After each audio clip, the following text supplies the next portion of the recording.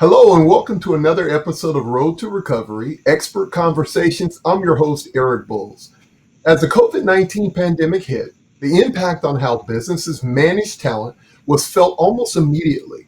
Some companies were forced to make job cuts, others furlough employees, and workers who didn't need to be in a physical location to do their job worked remotely full-time.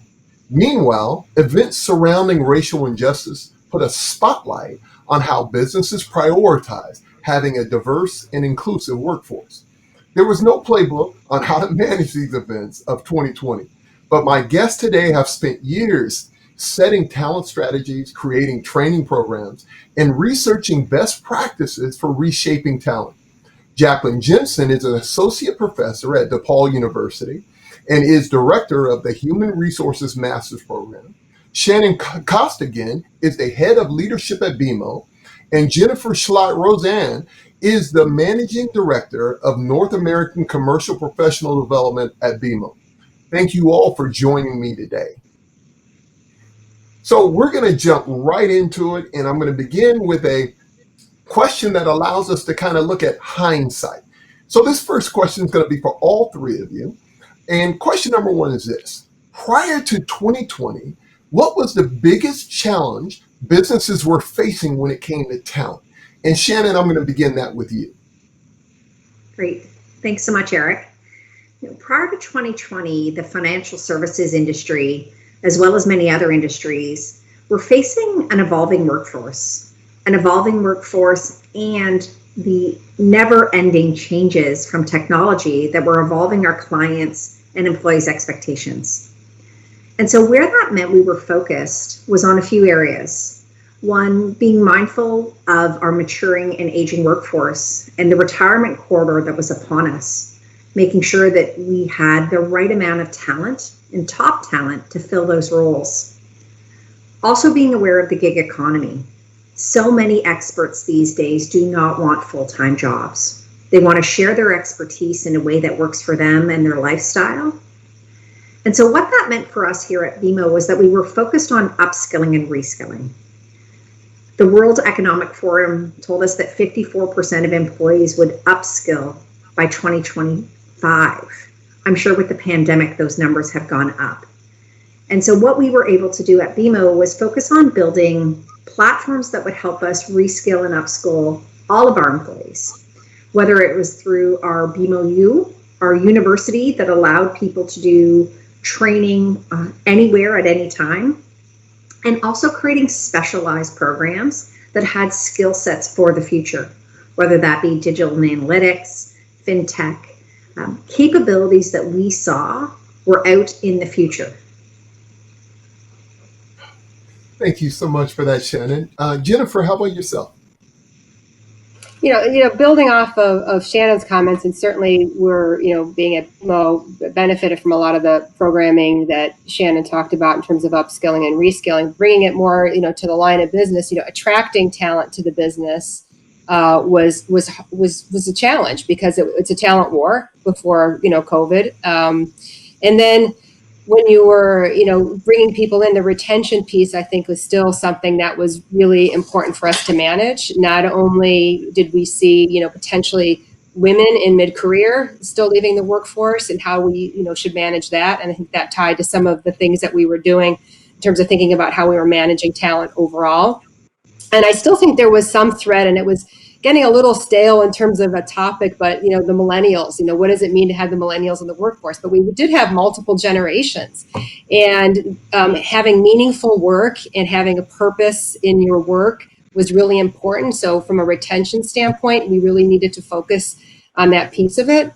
So tying it, I guess, to the brand and our brand, what did we stand for? What's the value proposition of working at BMO? So I think those were the things I think that were pre-COVID sort of top of mind from a recruiting and retention standpoint.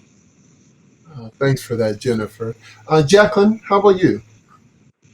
Thanks, Eric. And if I could just build on the points that Shannon and Jennifer have raised and re-emphasize this idea that, prior to 2020, we were talking about recruiting talent in a tight labor market. It was really a buyer's market. And so organizations had to be really thoughtful and really intentional about communicating their employer brand, because it was, the job seekers really had their pick at that time. And I think that this continues to be really critical, especially as job seekers are still looking to find opportunities where their values ultimately align with the organization's values as well. No, I even from my experience, kind of going on the outside looking in, whether it's executive coaching or doing training from an outsider's perspective, even during my time playing football, it was constantly emphasized that there's one ability, which is to recognize talent. There's another ability, which is how to develop that talent. And so I think that leads into this next question I have, and Jennifer, I'm going to direct this one specifically to you. And that question is, when you were training your employees, what were some of the skills that required the most attention? So that's part one. And part two of that same question is, how did this differ from executives and frontline employees? I don't know if I'm going to answer your question part one and part two, but I think I'm going to answer your question. First and foremost, we knew that, and I don't think this is,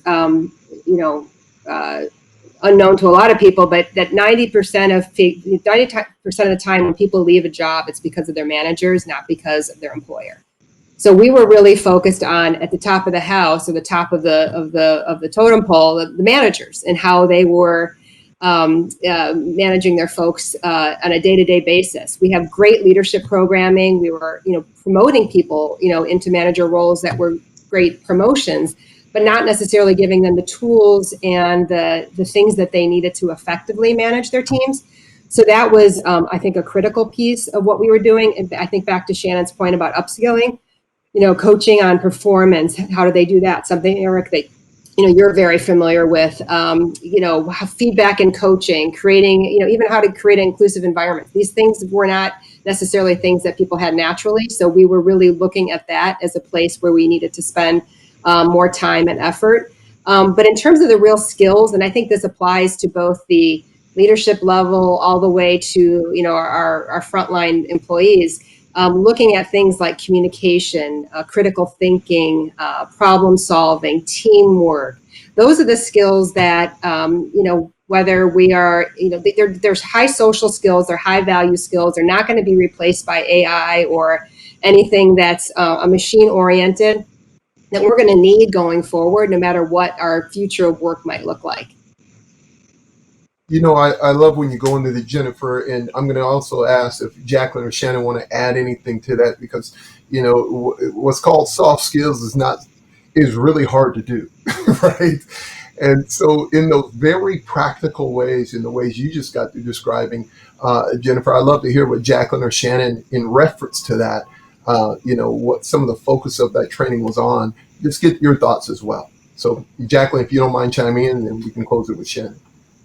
Sure. I think that this is so critical, and I see this both in a university setting, but in practice as well. You can have the most technically capable employees, but if they lack the ability to communicate effectively, persuade others, think critically, and make those points of view to people who don't possess that same technical expertise, that's a big issue. And so I couldn't agree more with the point raised about the criticality of these soft skills and how important they are for employees to really think about for their competitiveness in the marketplace. Thank you, Jaclyn. How about you, Shannon? When I think about the training that we launched, so much of it was about reminding people of the core skills of leadership. And so much of leadership is about caring for your people. And people didn't know how to do that in a virtual way.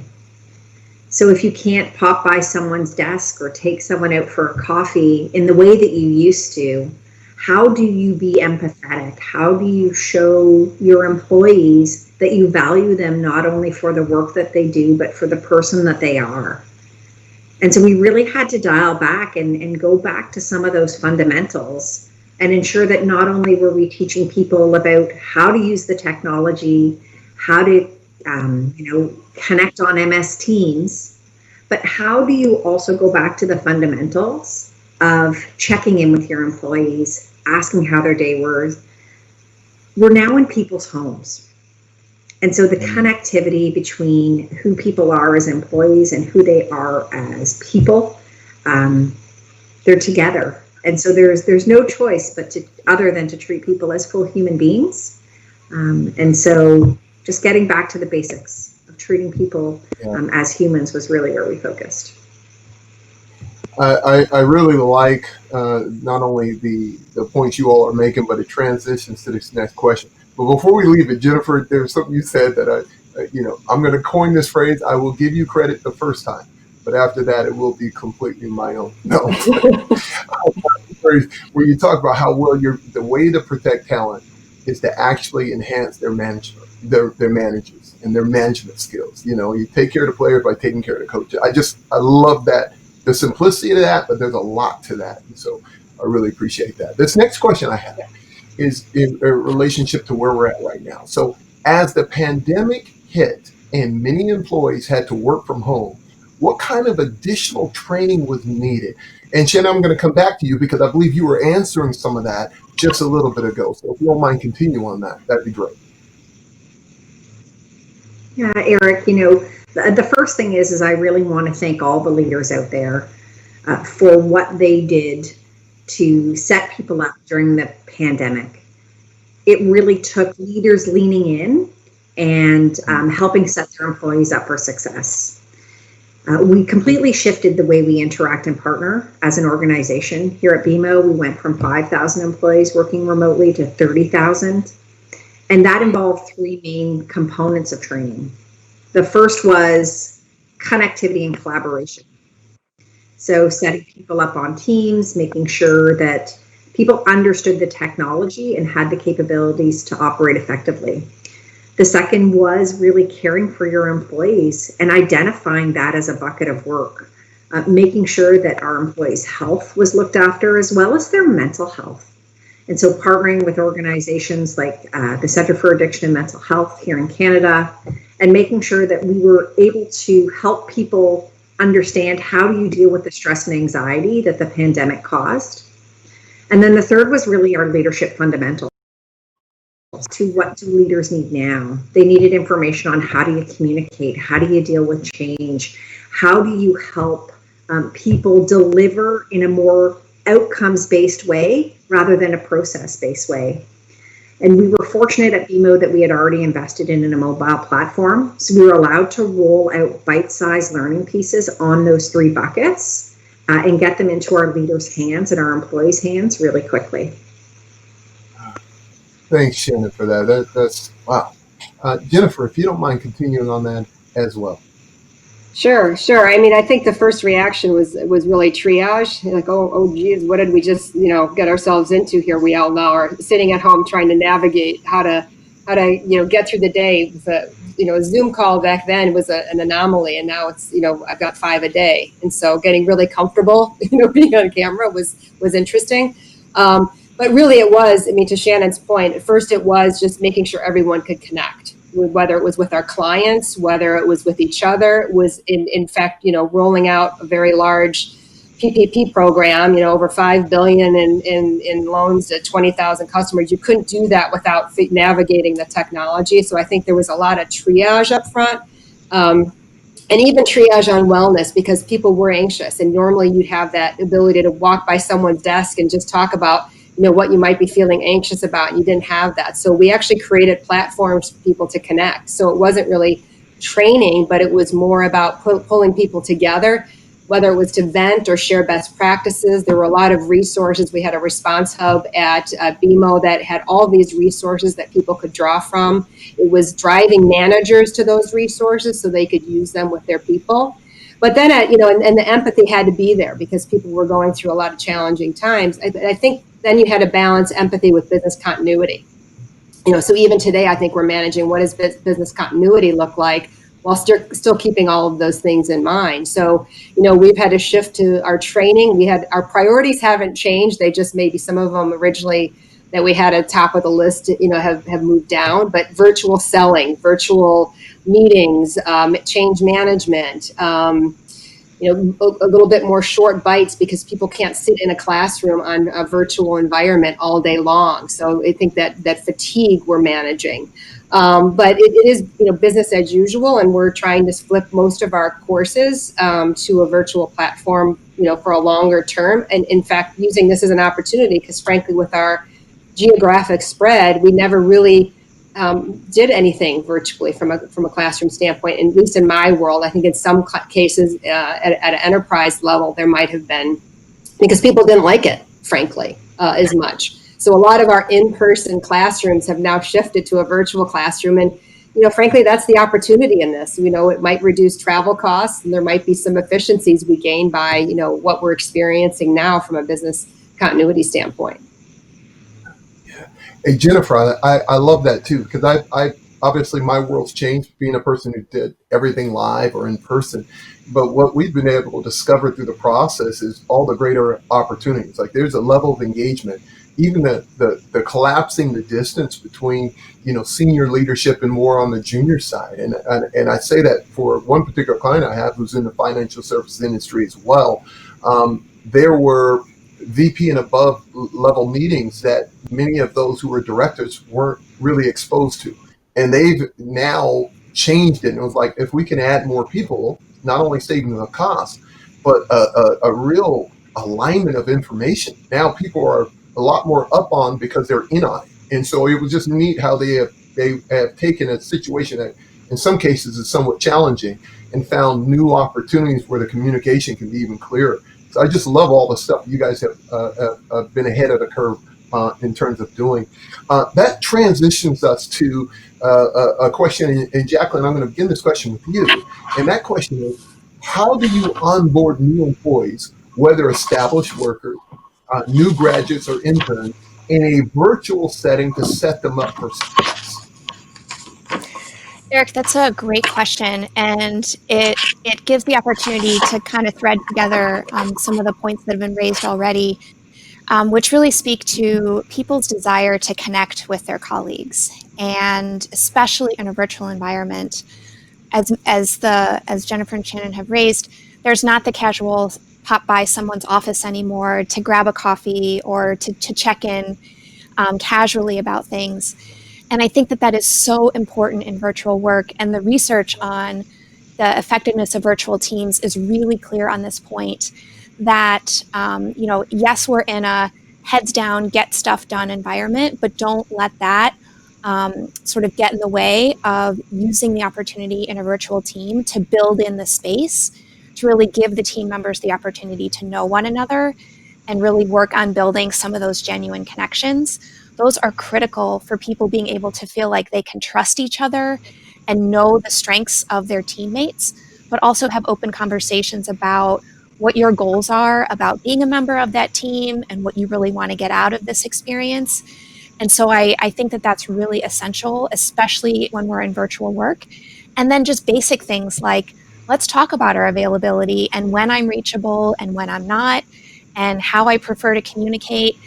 Those simple things, the team basically getting to set their own rules of operation, that expectation setting and communication is so critical because it allows people to share what they expect, but also what others can expect of them.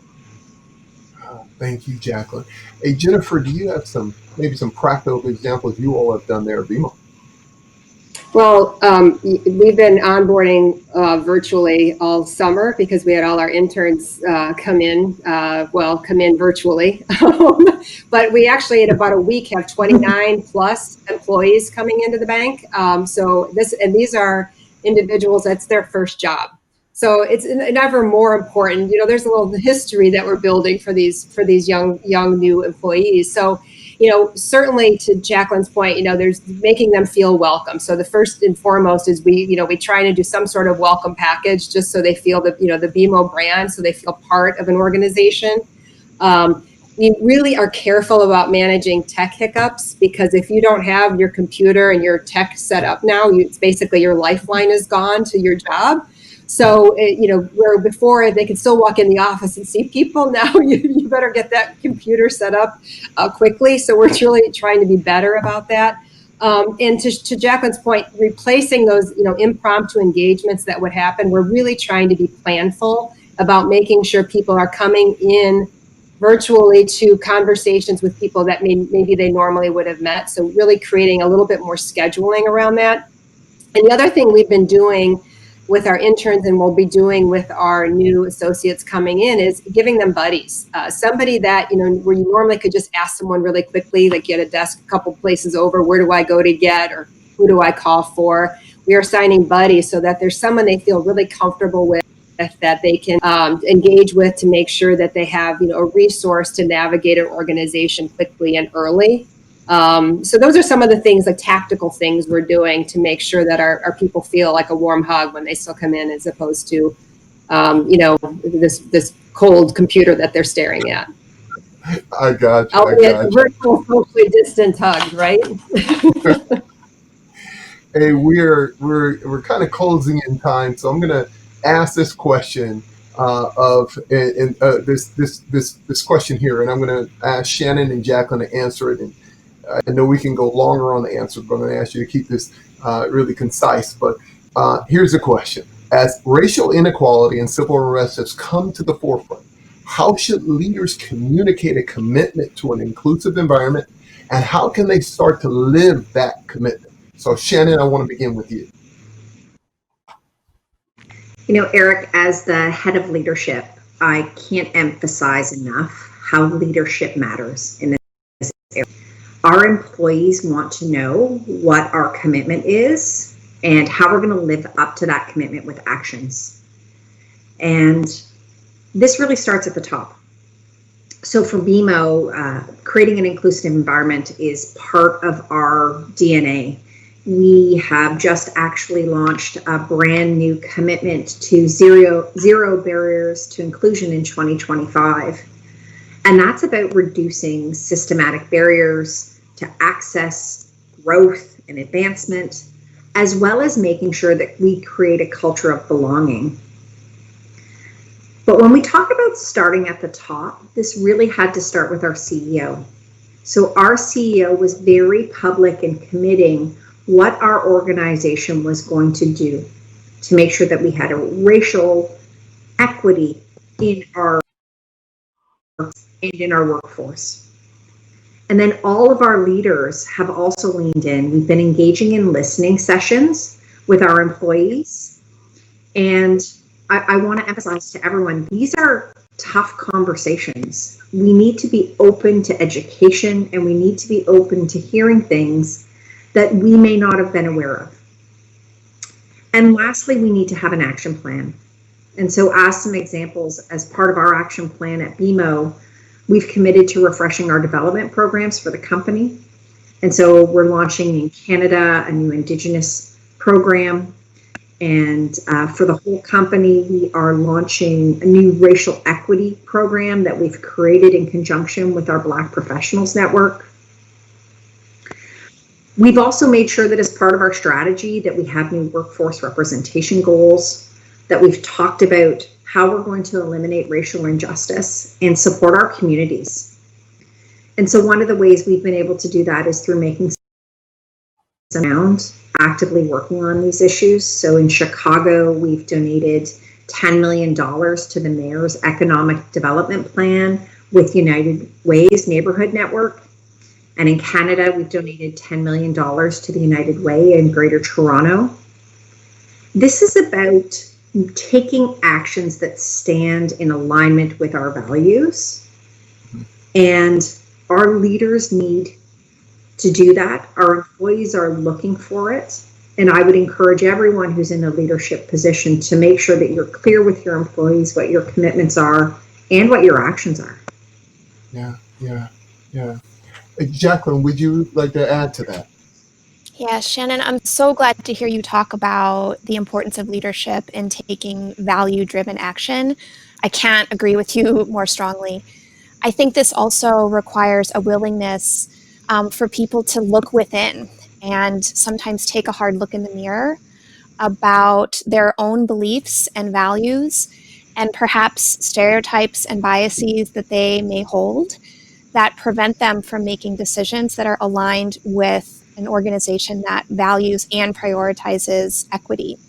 And I think it's important for people to take a hard look in the mirror and appreciate things that have existed in your background that have given you different privileges than your colleagues, and how that ultimately impacts the way that you interact with others, and your willingness to have those courageous conversations in a really open way. And I think until individuals are willing to do that, any efforts around, training or even hard looks at systemic barriers are not going to come to their full potential, because it really does require everyone to say, what's in it for me? What do I need to do to make sure that how I treat others is really at the top of mind when it comes to fairness and inclusion, and thinking about how we need to collaborate with others in order to be really effective. Our ability to do that rests wholly on our willingness to be open to having these kinds of conversations. Gotcha, guys. Thank you for both of you sharing that. There's one little note I prefer to encourage leaders with, is that diversity and inclusion also can lead to such an incredible competitive advantage in terms of just, it's not just because it's a nice thing to do. It's that we multiply our intelligence when it comes together, our awareness, what we're capable of doing. So it's almost a performance improvement initiative, not just something to do because there's outside pressure. So I love both of your answers. Thank you so much for that. I am going to jump us ahead. And the question I'm going to ask is the first one, because it's a little different. I ask you to give me quick answers for this, but how does the way, especially in this new reality we're living in, how does the way managers look at resumes need to change? And so, Jaclyn, that first question is for you, and then I'm going to go to Jennifer. Sure, that's a great question, because I think it requires us to rethink the way that we have historically looked at talent. And for example, oftentimes in the recruiting process, if you notice an employment gap on someone's resume, it raises questions about their level of competence and fit.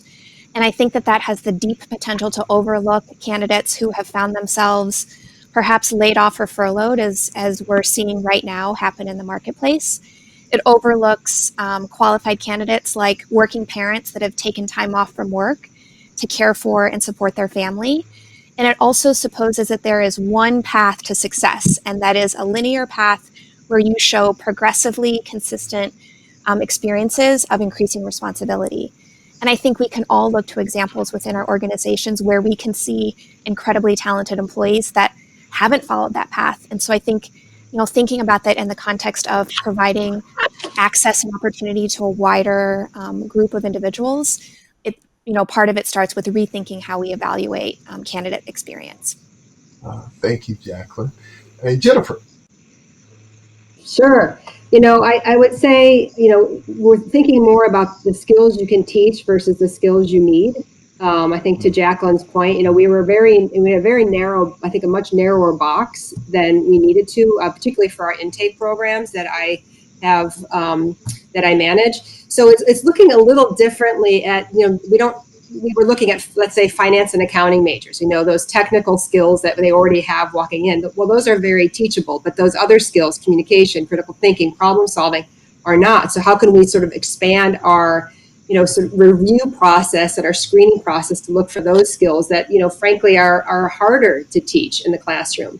And the other thing we found is that by having such a narrow box, we were really not recruiting for the diverse workforce we were looking for. Using finance and accounting majors as an example, there weren't a high proportion of students that were Black looking at finance and accounting as their major.